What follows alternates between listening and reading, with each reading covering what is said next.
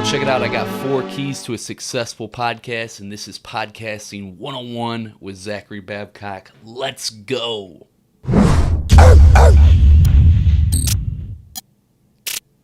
Yo, what up? Yo, check it out. Before we get dived deep into this, if you're just starting out as a podcaster, you're kind of a newbie, or if you're looking to actually launch one, you definitely want to check out my podcast roadmap. I'm going to link that up in the description below. What that does, it's going to take you from literally having nothing, no equipment, software, not having an idea of how to podcast, all the way to having your show up and running on iTunes and all the major directories. Dude, I did over 5 years of my life in prison before turning my life around, and I became an entrepreneur, and for years I struggled. Nobody ever wanted to collaborate with me. Anytime I tried to collaborate with somebody, nobody took me seriously, man. I was just that ex-convict turned entrepreneur afterthought that literally nobody gave the time of day to.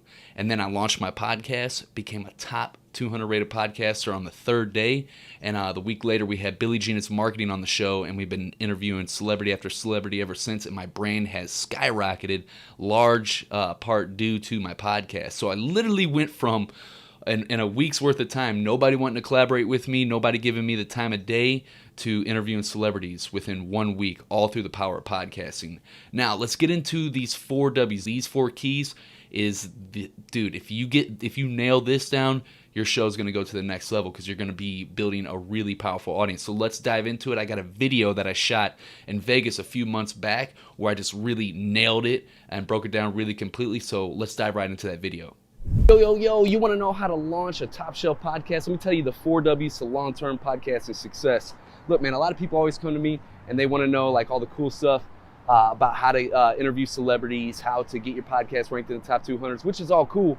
And that's stuff that you should be doing with your podcast. But if you don't have these 4 W's locked in, then you're not going to have long-term podcasting success, and you're not going to be able to get to that level in the first place. My name's Zachary Babcock. I'm the host of the Underdog Empowerment Podcast. I interview celebrities, professional athletes, and industry leaders, and I launch top shelf podcasts in 5 weeks or less. So here it is, man. Before you get to all that cool stuff, which I do teach all of my students, you got to have these 4 W's locked in. And what those 4 W's are, first is, what is your podcast about?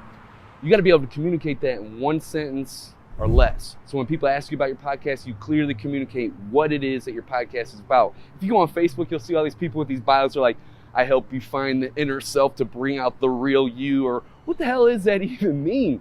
What is your podcast about? Be able to communicate that very clearly. Communication is just like baseball. In baseball, a bad throw in baseball can cost you a run, a couple runs. It could potentially even cost you a couple games. And that's the same thing in podcasting. People search a keyword, land on your podcast. First thing they're going to do is look at your artwork. Then they're going to read your description before they even hear about you if they have never heard about you before. And if you don't clearly communicate what it is that your podcast is about, they'll keep on moving. They'll keep on rolling. And you could have potentially missed out on someone that could have been a raving fan that would have shared all of your podcasts with all their friends and brought you so much listenership and customers to your podcast. So that's number 1.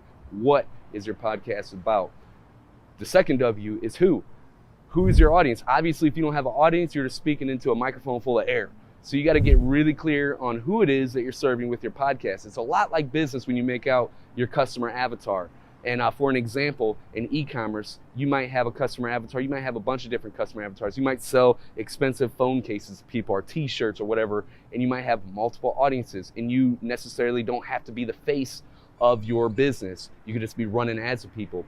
Well, it's kind of like that in podcasting, where you get really clear on who it is that you're serving. But the difference is that you are the face. You are the voice of the podcast, and people are coming to podcasts for you. They necessarily don't have to like you. They could hate you, but they come and check your podcast out because they want to hear your thoughts, opinions, and views and perspectives on whatever it is that your podcast is about. So get clear on who it is that you serve. And what I recommend with your podcast, you can't fake and be something that you're not to someone. So talk to who you were yesterday. If you're in e-commerce, let's go back to that example. If you're doing an e-commerce podcast, obviously you're really passionate about e-commerce. So you could be sharing everything that you know and that you're learning about e-commerce with your audience, and you're speaking to who you were yesterday. That's the second W. Who is your podcast for? The third is where. Where are you taking them? Everybody needs a fearless leader to get behind.